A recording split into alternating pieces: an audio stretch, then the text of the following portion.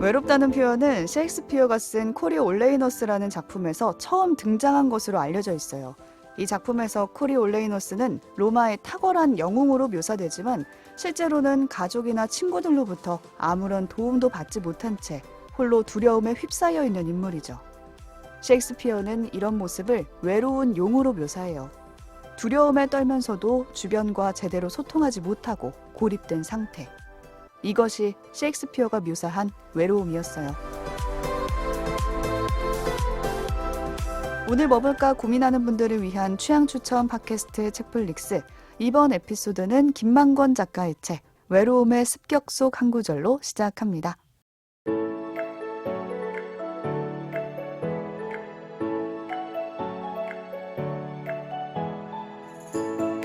안녕하세요, 책디입니다. 오늘도 오지와 덕PD 나와 계세요. 안녕하세요. 오지랖랩은 오지입니다. 안녕하세요. 이것저것 덕질하는 덕비입니다. 네, 2024년을 맞아 나누고 싶은 생각과 작품. 오, 저희가 예고까지 소개해드리고 했어. 있는데 네. 지난주에 예고해드렸죠. 네. 외로움의 습격이라는 사회 비평을 담은 책 가지고 왔습니다. 오프닝 두 분 어떻게 들으셨나요? 근데 약간 이게 비유긴 한데 용이 포인트 같아요. 용. 포인트. 외로운데 약한 게 아니라 겉은 되게 그렇지. 무섭고 강해 보이지만 되게 외롭고 쓸쓸한 그렇지. 요거를 딱 묘사한 느낌이라서 책에서도 혹시 이런 상태를 이야기하는 게 아닐까 예측을 해봅니다. 네. 네. 이 책 사실 저도 나오자마자 읽었어요. 근데 제목에서 느껴지는 날카로움과 다르게 굉장히 따뜻한 책입니다. 아, 습격이네요, 제목은. 그렇죠. 외로움의 습격이야, 심지어. 놀랍게도 저도 책 읽으면서 이 부분을 하이라이트 쳐놨습니다. 놀랍군요. 그렇죠. 이 코리 올레이너스 사례는 아무리 대단해 보이고 일을 잘하는 사람도 외로울 수 있다는 거잖아요. 그렇죠. 용이니까. 보통은 일 잘하는 사람 주변에는 막 칭송하는 사람도 있고 같이 일하고 싶은 사람도 많고 막 인간관계도 보통 좋고 그런데도 불구하고 그죠? 왜냐면 뭔가 자존감 올려줄 계기가 많은 것 같은데 그럼에도 불구하고 바로 그런 이미지 때문에 외로울 수도 있다라는 건데 제가 사실 뭐 일을 탁월하게 한 사람은 아니지만 회사에서 많이 하고 열심히 하고 외로운 용인가요? 외로운 용은 아니야. 토끼. 외로운 사람 정도 된다는 거죠. 회사에서 평가가 나쁜 사람이 아니더라도 어떤 도움이 필요할 때 그게 안 될 때가 많아서 맞아요. 그러면 사실 사람이 외로워지거든요. 외로워지죠. 그리고 고민될 때가 종종 있어가지고 이거를 사실 저는 되게 억울한 심정이라고 생각하고 있었는데 이게 일종의 외로움이구나. 그 자체가 그거를 생각하게 해준 대목이었어. 그러니까 나는 하이라이트 실 수밖에 없지. 외로운 용 덕PD의 네. 감상이었습니다. 여러분 외로운 도마뱀? 용은 네. 아니라고요? 그렇지. 동업은 정도 하자. 외로운 도마뱀. 제가 오프닝 가져온 이유는 그러니까 말씀하셨듯이 아무리 탁월한 덕PD처럼 용이든 뭐 영웅이든 어느 자리에 있든 피해갈 수 없는 게 그 외로움이라는 감정 같거든요. 그래서 올해도 마찬가지인 것 같아요. 올해가 뭐 청룡해. 이거 지금 년 노린 건가? 이거 지금 빌드업이었습니까? 외로운 청룡. 뭐 이런 아무리 그런 해든 뭐든 외로움이 습격할 수 있는 해이기 때문에 어차피 피할 수 없다면은 우리가 뭔지 제대로 알고 있어야 되지 않나라는 생각에 이 책 가져왔고 이 책에 담겨져 있는 게 외로움이란 정확히 어떤 건지 그리고 이게 어떤 식으로 문제를 일으키는지 그리고 앞으로 어떻게 대응해가면 좋을지까지 얘기를 하고 있거든요. 그래서 올해를 맞아서 한번 외로움에 대해서 우리가 알아보자라는 생각으로 가지고 와봤습니다. 네.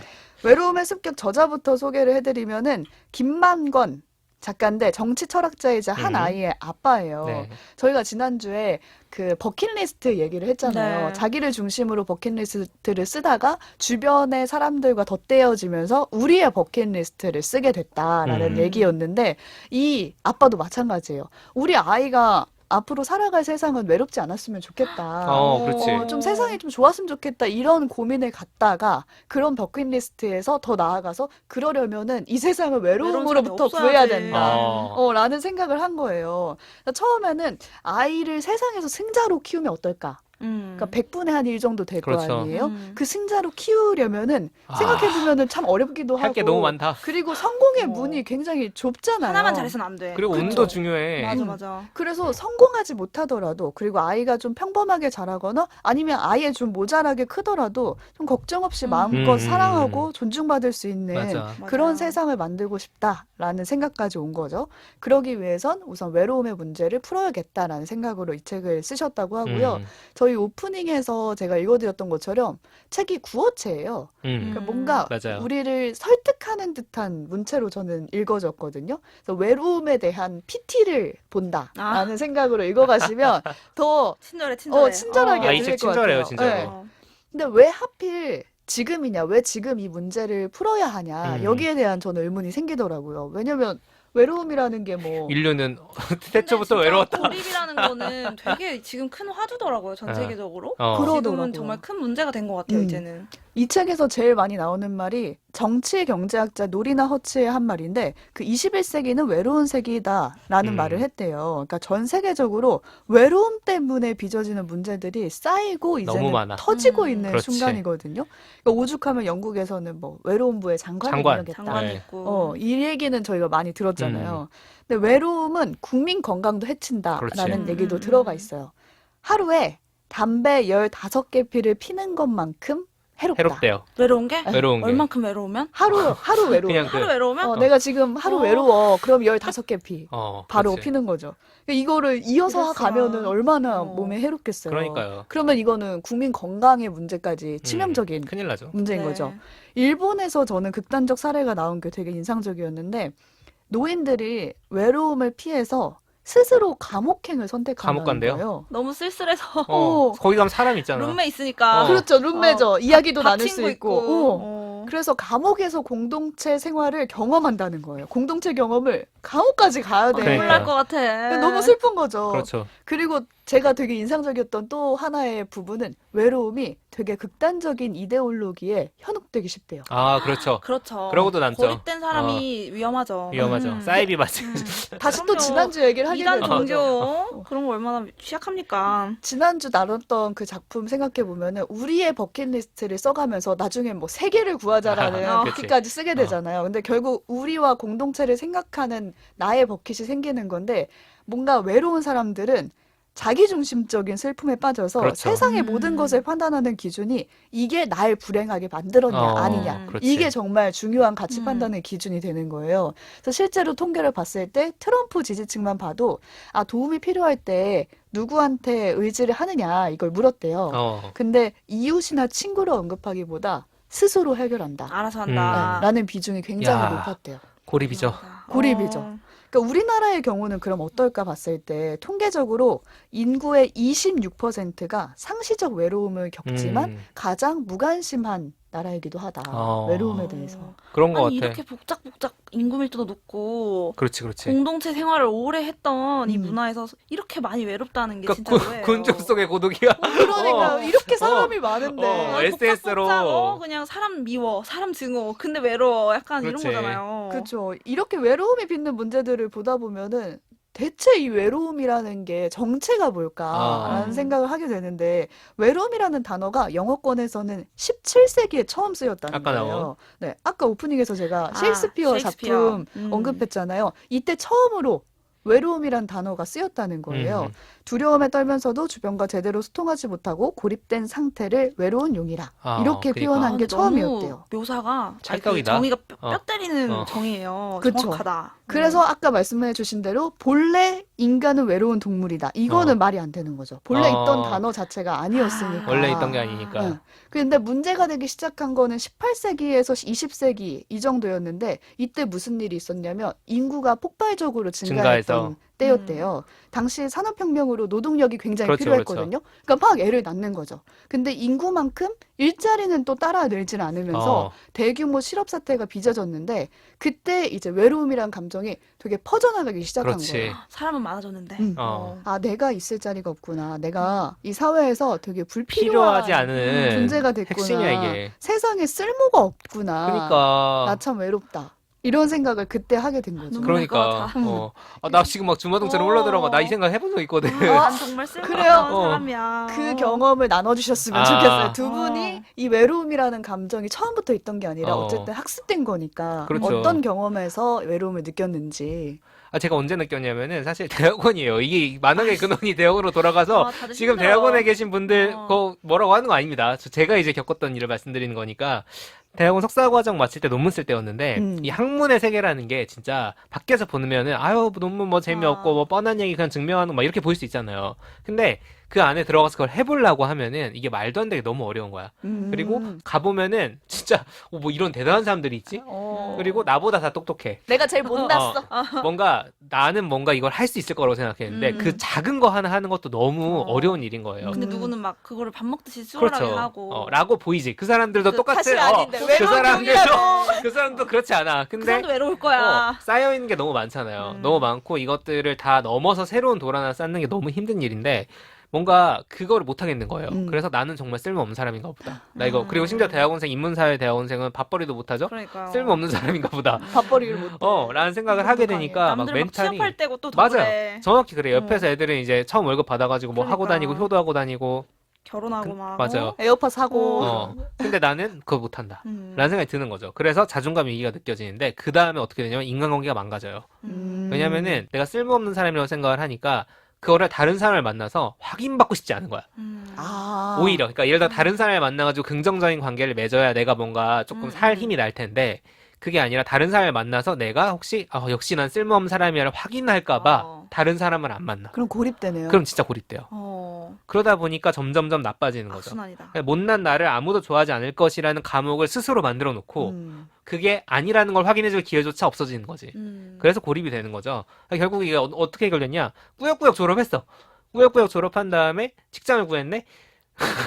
직장을 구해서 이제 월급 받고 그쵸. 뭔가 이 삶이 좀 나아지고 관계 속에 들어가게 되니까 나아지더라고요. 세상이 날 필요로 네, 하는구나. 세상에 나는 근데 내 자리가 역할이 있다. 생기는 게 중요한 거죠. 내 자리가 하나 있다라는 그 생각이 드는 거죠. 타인이 꼭 필요하다고도 이 책에서 계속 맞아요. 말을 하거든요. 그랬어요 저는. 근데 저 같은 경우도 저는 겉으로는 되게 잘 지냈어요. 이 시기에. 언제였냐면 제가 막학기에 처음으로 이제 자취 생활을 한 학기를 했는데 취준도 하고 여러 가지 할 겸 이제 학기 앞에 자취를 했는데 처음으로 이제 혼자 생활을 하니까 좀 힘들었어요. 밤낮도 바뀌고 막 좀 힘들었는데 학교에서는 새로운 전공도 열심히 하고 동아리도 하고 막 사람도 많이 만나고 되게 막 눈앞에 보일 때는 되게 사람 잘 만나고 활발하게 잘 지냈단 말이에요.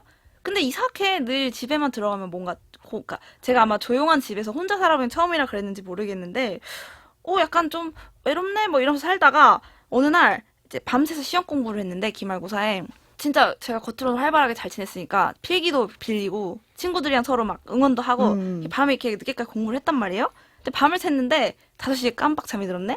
새벽 5시에? 아이고. 시험 못 봤어요? 근데 보통은 집에 있거나 도서관에서 공부를 했기 때문에 누군가 깨워주지. 인척이 나잖아요. 어. 근데 내가 자취방에서 혼자 잠든 게 처음이라서 알람도 안 맞췄지. 아이고. 눈 떴더니 시험 시작했어요. 어머. 끝나진 않았어. 어. 그래서 어떻게 당장 그냥 막 달려가서 이제 들어갔더니 이미 뭐 시험 끝나고 다 쓰고 나온 애도 있고 저는 뒤에 이제 한 2-30분 만에 후다닥 쓰고 당연히 뭐 시험 망했고 헐레벌떡 정신 차리기도 전에 시험 다 이제 끝내고 나온 그렇지. 거예요. 근데 그 상황에서 친구들이 막 너 안 오는 줄 알았어 뭐 등등 뭐 이렇게 인사말을 하긴 했어요. 근데 이제 다 같이 이제 밥을 먹으러 간다 해서 점심시간이었고 저는 그냥 집에 가는데 막 날이 쨍쨍하고 이제 점심시간이니까 학교 오면 길에 사람이 막 쏟아져 나오고 내가 막 진짜 눈곱도 못 떼고 나왔을 거 아니야.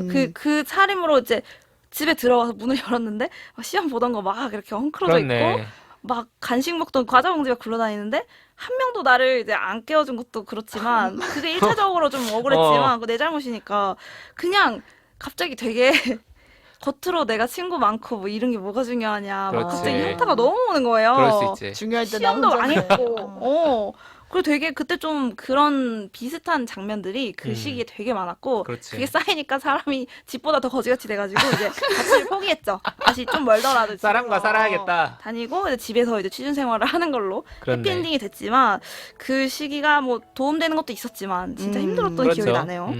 결국에 약간 홀로라는 감정이랑 외로움과 고립은 정말 다른 것 같아요. 그렇죠, 그렇죠. 인기척이 진짜 중요한 것 같아요. 이게 디테일이 전부 다 다르다. 어. 돌파의 디테일이 다르네.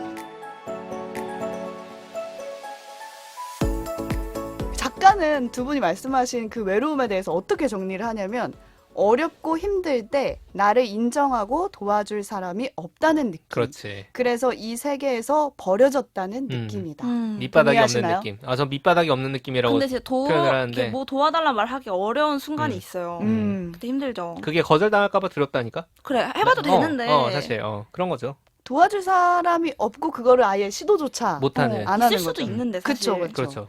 근데 이 외로움에 대응하는 방법은 뭘까? 여기에 대해서도 작가의 말이 나오는데 그렇죠. 해결이 나와야죠. 작가가 제안한 것 중에 제가 인상적이었던 거 하나만 꼽아왔어요. 경청 공동체를 만들자. 라는 사회 문화적 차원의 대응책인데 이게 듣다 보면 굳이 뭐 이런 거가 필요해? 너무 이상적이다 이렇게 생각할 수도 있을 것 같아요. 근데 내용을 읽다 보면은 약간 또 고개를 끄덕이게 필요하지. 되는 느낌이 있거든요. 다들 바빠서 자기 말만 한다는 거예요. 그래서 미래에는 경청자라는 직업이 생길지도 모른다. 우리는 오. 경청 능력을 잃어가고 있다. 오. 우린 그걸 정신과 선생님이라고 부르기로 하잖아. 그러니까 상담 선생님. 네. 그러니까 서로가 근데 경청자가 되어줘야 된다는 거예요. 편하시죠. 가장 공감이 많이 됐던 글이 우리가 사는 세계에서 사회적 영향력을 갖는다는 건 내 말을 들어주는 사람이 맞아요. 많다는 거다.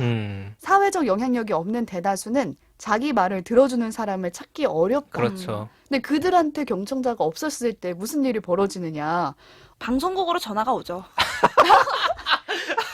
방송국을 비롯한 선생님. 경청자를 어. 찾아. 우리 많이 받았어. 여러 실제로. 가지 상담 전화 창구로 경청을 요구하며 전화가 많이 오죠. 그거 뭐 내 이제- 얘기를 그렇죠. 들어달라. 네. 그렇죠. 농담이고요. 네. 근데 사회적 영향력을 벗어나서 사실 가까운 사이에서도 경청하는 게 되게 쉽지가 쉽지 않아요. 않아요. 근데 진짜 쉽지 않아요. 그거 아예 각 잡고 오늘 나 네 얘기 들을 거야라고 만나지 않는 한 그쵸. 평소엔 어려워. 말을 끝까지 들어준다는 게 어. 되게 쉽지가 않은 거예요. 여기서 경청하는 방법도 나오는데 모든 판단을 유보하고 끝까지 인내하며 말을 들어줘야 한다. 너무 어렵다. 야, 너무 그거 쉽지 어렵죠? 않다. 나는 이미 각이 나왔는 걸. 어. 지금 당장 말하고 싶은 거. 그렇지. 지금 참아야 내가 하는 해결책 거잖아. 말해줄 수 두 가지다. 있는 판단도 하지 말고. 그 소설의 막 모모 끼어들지 기억하시나요? 아, 뭐뭐 모모. 들어주는 잘 사람. 들어주는 네, 아이콘. 모모처럼 하라는 거예요. 경청의 다. 아이콘. 아무것도 하지 않고 그냥 경청만 해주는 거예요. 일주일 전에 있었던 일이 저는 흘러가고 있네요. 왜요? 경청자를 만났나요? 아니 경청 안 하는 분을 만나고 근데 대부분 여자 회사 생활에서 직급이 낮을수록 그리고 나도 좀 반성하고 있어. 나도 반성하고 있어. 예. 끝까지 경청하십시오. 근데 네. 만약에 상상을 해보면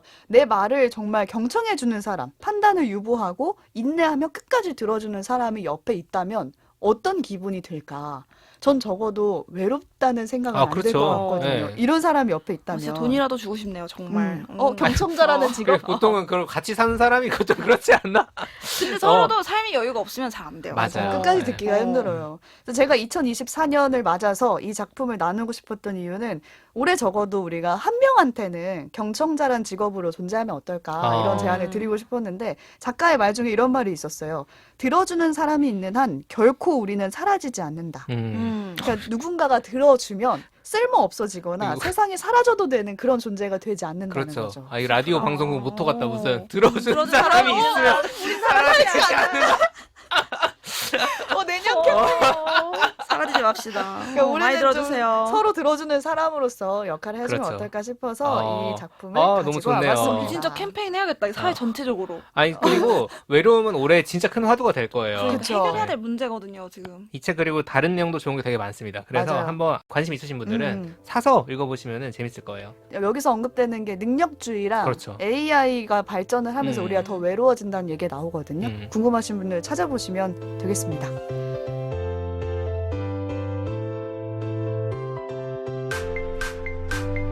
오늘 뭐 볼까 고민하는 분들을 위한 취향 추천 팟캐스트 책플릭스. 지금까지 김만건 작가의 책 외로움의 습격으로 얘기 나눠봤고요. 클로징 코너 이번 주에 뭐 봤지? 그렇죠. 네, 소개해 주시죠. 자, 제가 이번 주에 본 작품은 넷플릭스 애니메이션. 지난주에 뭐야. 애니 풍년이네. 네, 지난주에 오지가 소개한 걸 보고 자극을 받았죠. 그래서 가져왔습니다. 어떤 약사의 혼잣말. 약사의 혼잣말? 이라는 애니메이션이고 종종 아마 추천 피드에 뜰 수도 있어요. 애니메이션 죽어도 안 보는 책들한테는 안 뜨겠지만 궁시렁거리는 건가? 저는 이제 뜰지도 몰라요. 약사의 혼잣말입니다. 약사 혼잣말 좀 많이 하실 것 같아요. 라이트 외롭잖아. 그럴 수도 있어. 혼자라서. 그럴 수도 있어. 약국은 외로울 것 같아. 이게 라이트 노벨 원작이고 만화책으로 나오고 애니메이션 첫 시즌이 방영 중인데 3개 다 호평입니다.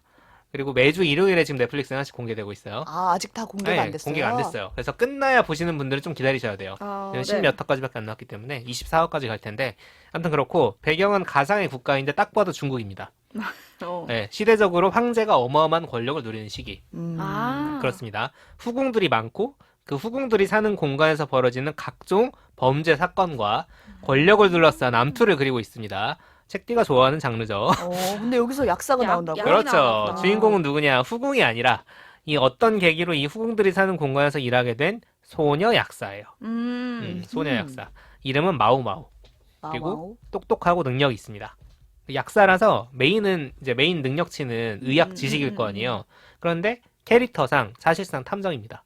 오. 사실상 풀어가는 약사 방식은. 탐정. 궁중 네. 암투를 그냥 취재를 여러분, 하는구만. 그쵸. 여러분 다 아시는 명탐정 코난이라는 만화책 있잖아요. 네. 거기 보면은 작가인 아오야마 고쇼가 그 단행본 책 날개에 다른 추리물에 나오는 탐정을 소개하는 짤막한 글을 써요, 항상. 거기에 약사의 혼잣말에 마오마오를 소개한 적 있어요. 아, 그래요? 네, 명탐정 탐정의 그 이어져요? 탐정을. 탐정캐로 소개한 적 아. 있어요. 그러니까 사실상 탐정물이라는 거예요, 이 작품 네. 자체가. 뭔가 사건들이 계속 생깁니다. 첫 사건만 간단히 말씀을 해드릴게요. 마오마오가 이제 후궁들이 사는 곳에서 일하기 시작하자마자 벌어진 일입니다. 황제가 가장 아끼는 후궁이 둘이 있는데 한 명은 아들 낳고 한 명은 딸을 낳았거든요. 근데 그 아들, 딸 모두 태어난 지 얼마 안 돼가지고 시름시름 아픈 거야, 애기들이 막 아파. 근데 아플 수도 있잖아. 아플 수도 있지. 근데 그 후궁 중에 한 명도 똑같이 막 아파. 비슷한 증상을 보이면서. 뭘 잘못 먹었나? 그래서 이거 막 저주 걸린 거 아니야? 이런 세상에. 소문이 돌아요. 왜냐면 어. 시대적 배경이 그쵸, 이렇게 막 그쵸, 그쵸. 현대학이 발달할 때가 아니잖아요. 음. 막 괴소문이 돌아요. 근데 마오마오는 그 후궁들이랑 아들, 딸을 딱 보자마자 왜 아픈지 알아. 왜냐면 자기가 원래 있던 동네에 비슷한 게 있었거든. 그래가지고 자기는 이거의 의학적인 이유를 아는데 의관들이 모르는 거야. 궁에 오히려 갇혀 있었기 때문에 모르는 걸 수도 있는 거예요. 그런데 마오마오는 튀고 싶지 않아 하는 성격이에요. 그냥 조용히 살래. 그리고 하급 하녀예요. 그래서 이 정보를 그러니까 몰래 후궁들한테 알려주고 싶어서 뭔가 수를 씁니다. 그런데 이런 수를 쓰잖아요? 그러면 그걸 또 굳이 알아차리는 사람이 하나 있어요. 그럼. 궁에 있는 사람 중에 똑똑한 캐릭터가 있다는 거죠. 그 사람이 높은 사람이요. 마오마오가 얘 대단하네. 이걸 알게 돼. 그래서 특채겠지, 특채. 그렇지. 어떻게 잘 써먹을까 궁리를 하기 시작을 하면서 이 조용히 숨어 살고 싶어 하던 똑똑한 탐정캐 마오마오가 국내에서 벌어지는 각종 죽음이 얽힌 사건과 권력 다툼의 소용돌이로 말려 들어갑니다. 오. 여기까지. 대서사시네요. 네, 이거 아주. 그리고 재밌어요. 재밌고 재밌는데? 컨텐츠가 굉장히 많이 나왔는데 지금 시즌 1에서는 막 반도 안 다루고 이런 거 있어가지고 아, 의상은 뭘 입고 나오나요? 의상이요? 의상 네. 옛날 중국 사람들 입고 아, 다니는 그래요? 그런 거죠. 아. 그런 거 입고 나오고 작화도 연출도 되게 저도 호평이에요. 다만 이제 주의할 점 하나는 일본 애니메이션은 이런 경우가 많긴 한데 이게 직접적으로 성적인 묘사는 없는데 이제 배경이 배경이다 보니 약간 여성 신체에 대한 묘사나 후궁이 당연시되는 그 시대를 배경으로 하고 있잖아요. 뭐 그런 불쾌할 수 있는 포인트가 있다. 이건 있는데 이거를 감수하고도 뭔가 그 스릴러적인 재미나 이제 뭔가 똑똑한 캐릭터가 미스터리를 풀어가는 과정을 즐기신다 하는 분들은 재밌게 보실 수 있습니다. 아, 예고편을 봐야겠네요. 제가 오랜만에 일요일마다 보는 작품이 나왔어요. 책디가 지금 흥미를 보였어요. 네. 네, 근데 네. 애니메이션 탐정물. 죽어도 안 보거든. 애니메이션에. 탐정물에 아, 약간 끌리네요. 그렇죠. 네. 저는 최근에 종영한 드라마 한 편을 가지고 왔습니다. 네, 티빙 오리지널이자 웹툰 원작인데요. 이제 곧 죽습니다. 이거 어, 화제였죠. 라는 작품입니다. 이거 항상 1위에 올라 있더라고요. 연말에 작년 연말에 파트 1이 먼저 나왔고 이제 이번 달 초에 파트 2까지 다 공개가 돼서 완결이 났는데 전 사실 웹툰은 잘 몰랐고 그냥 이제 드라마로 먼저 접했는데 이것 역시 지금 같은 타이밍 한 1월 새해가 이제 막 시작된 시점에서 한번 또 생각해볼 거리가 있어서 한번 들고 왔는데요. 주인공 이름이 이제예요. 그래서 이제가 곧 죽어요. 제가 이제 아이죠, 아이. 이제 곧 그쵸, 언어 유희죠, 일종의. 그래서 이 주인공 최이재라는 인물이 있는데 이 사람은 지금 굉장히 힘든 상황이었던 거예요. 취업에 번번이 실패하고 어떤 연애라던가 어떤 집에 효도도 못하고 여러 가지로 자존감이 바닥이 났어요. 그 상황에서 더 열심히 노력하는 대신 최이재는 건물에서 뛰어내려 버립니다. 그래서 시작부터 주인공이 빡세다. 죽음을 선택하게 됩니다. 그래서 시작부터 갑자기 주인공을 이렇게 날려버려서 굉장히 충격적인데 죽고 난 이 최이재는 사후 어떤 공간에서 미스테리어스한 한 인물을 만나요. 그 인물은 바로 죽음입니다. 죽음을 만나요. 일종의 신도 아닌 것이 이제 죽음이 사람으로 그렇지. 이렇게 일종의 어떤 상징으로 나타난 인물인데 인물이 아니죠. 죽음이죠. 그래서 죽음은 지금 화가 났어요.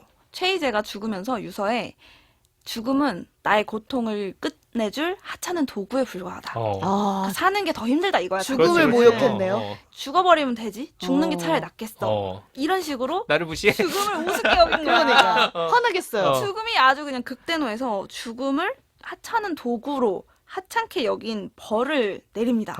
이 벌이 이 드라마의 설정인데 이 최이재는 앞으로 이제 곧 죽음을 맞이할 어떤 인물의 몸으로 다시 살게 되는 거예요. 근데 그 죽음을 피하면 그 사람으로 계속 살아갈 수 있고 피하지 못하면 다시 죽는 거예요.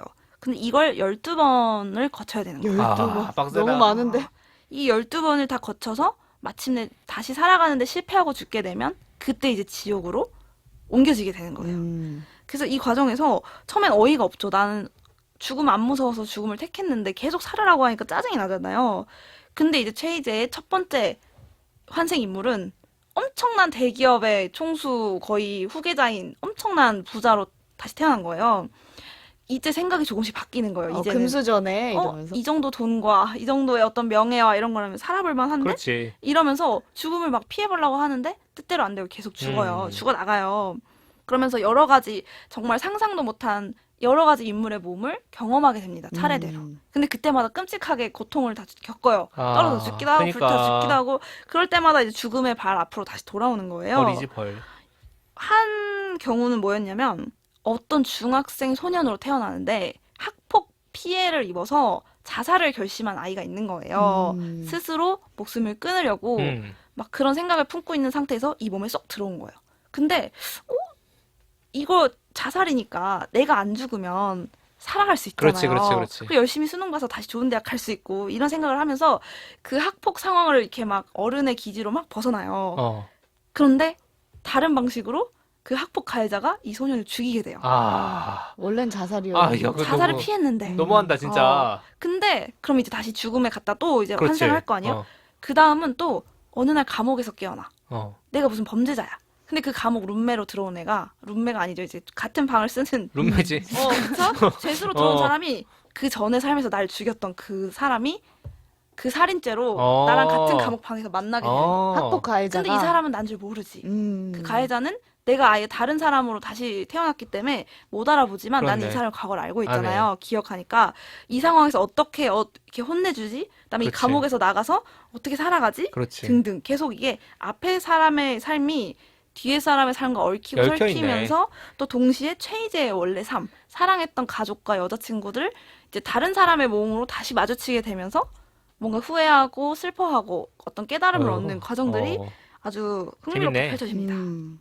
근데 죽음이 어쨌든 최소 12번 이상 나오는 거니까 그렇죠. 예. 여러 가지 죽음의 장면들이 적나라하게 묘사되기도 하고 되게 잔인한 부분도 분명히 있어서 아마 그래서 이게 미성년자 관람 불가지 않을까 그렇네. 싶긴 한데 제가 옛날에 무슨 행복해지기 위한 짤 모음 이런 데서 본 게 있는데 자기가 이런 생각을 해보래요. 나는 오늘 이 사람 몸에 들어온 수호천사다. 이 사람이 과거에 했던 행동은 내가 바꿀 수 없지만 이제부터는 이 사람을 내가 어떻게 행복해 해주지? 라는 고민을 해보라는 거예요. 자기를 자기로부터 분리하는 얘기죠. 내가 나의 수호천사가 돼서 그게 다소 가벼운 짤이었지만 이거의 이제 지옥 버전인 거예요. 그러니까 내가 그렇네. 어떤 사람 몸에 들어갔는데 이 사람 과거에 했던 기억은 설정상 기억은 할 수 있는데 바꿀 수는 없잖아요. 그렇죠. 이제부터 내가 이 사람 삶을 바꿔나갈 수 있는 거야. 과거는 못 바꾸지만 현재는 앞으로의 바꿀 수 행동을 있다. 선택할 수 있는 거예요. 2023년까지의 과거는 못 바꾸지만 되게 재밌었어요. 그래서 올해는 이 죽음 신이 이런 표현을 써요. 이 사람은 엔딩까지 보고 죽은 사람의 마지막 세이브 포인트부터 다시 시작하는 다른 거지. 선택들을 해나갈 수 있는 기회가 주어졌다는 거예요. 그러면서 여러 가지 이제 이제가 반성하고 깨닫게 되는 이야기들, 일단 자신으로 사는 삶의 그 소중함을 느끼게 되는 과정인데 저는 재밌게 봤고 웹툰도 재밌다고 하더라고요. 그래서 여러분도 지금이 내 세이브 포인트다 생각하고 어떤 선택을 할지 생각해보면 재밌지 않을까요? 요즘 SNS에 광고 많이 올라오더라고요. 저도 웹툰이랑 이거는. 앞부분을 봤는데 되게 일상에서 죽음과 죽음이 만나는 거잖아요. 결국에 이자가 그렇죠. 다시 살아나면서 이제 그만큼 일상에 죽음이 되게 많다는 걸 다시금 느끼게 되고 그렇죠. 우리 운전하다 보면 오늘 교통사고 몇 명, 뭐 사망자 몇 명, 부상자 몇 명 그러니까요. 이렇게 뜨잖아요. 그렇죠. 죽음이 정말 주변에 많은데 그럴수록 뭔가 살고 싶어지는 그런 느낌을 들게 하는 그런 드라마가 아닌가 싶었어요. 보고 나면 잘 살고 싶어집니다. 네. 청취자 여러분도 재밌게 보셨다면 저희한테 댓글 남겨주시면 좋겠고요. 지난 연말부터 이번 주까지 이어온 책플릭스 송구영신 특집은 여기서 마무리를 짓도록 하겠습니다. 끝입니다. 이제 네. 진짜 맞이할 수 있겠네요, 새해를. 송구영신 취지에 맞는 시간이었는지 감상 한번 들어볼까요? 이제 약간 마음가짐은 준비가 돼서 실천만 하면 되는 새해를. 숙제가 남았다. 그렇지. 이런 생각이 드네요. 1월 셋째 주입니다. 송구영신을 좀 해야지 저는 이제 새해다 이런 느낌이 이제 시동 좀 들어서 걸렸다. 그래요? 구정까지 안 기다려도 돼? 구정부터 새해다라는 사람들도 있잖아. 또 그런 것도 있네. 그건 내 숨은 비결이었는데 이럴 수 있지. 이제 한번 잘 살아봐야죠. 네, 네. 책플릭스 오늘 것까지 들으시고 여러분도 되게 새해 새롭게 맞으셨으면 좋겠습니다. 새해다라는 느낌이 들죠. 음. 사실 저희가 한 해의 시작과 음. 끝을 청취자분들이랑 함께하고 싶어가지고 이렇게 돌아왔었는데 네. 그래서 사실 연말연시가 약간 정리하고 다짐하고 약간 이런 매듭 같은 시간이잖아요.